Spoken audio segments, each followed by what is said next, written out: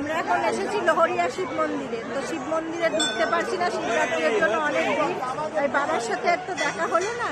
তো যাই হোক, এখান থেকে বাইরে দিয়ে দেখে বাড়ি চলে যাবো। তো চারপাশটা একটু দেখেন আজকে কত ভিড়, শিবরাত্রির জন্য সবাই জল ঢালতে এসেছে। দেখেন এই হচ্ছে বাবার মন্দির। আর এই যে মনস্কামনা পূরণের জন্য সবাই এখানে এই যে বেঁধে থাকে। আর এই যে নন্দী মহারাজকে সবাই জল দিচ্ছে।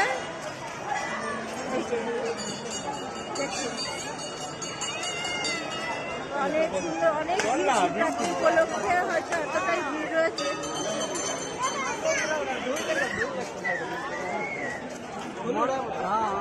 তো আমরাও একটু এসে ঘুরে দেখে নিচ্ছি। দেখুন এই যে চারপাশটা,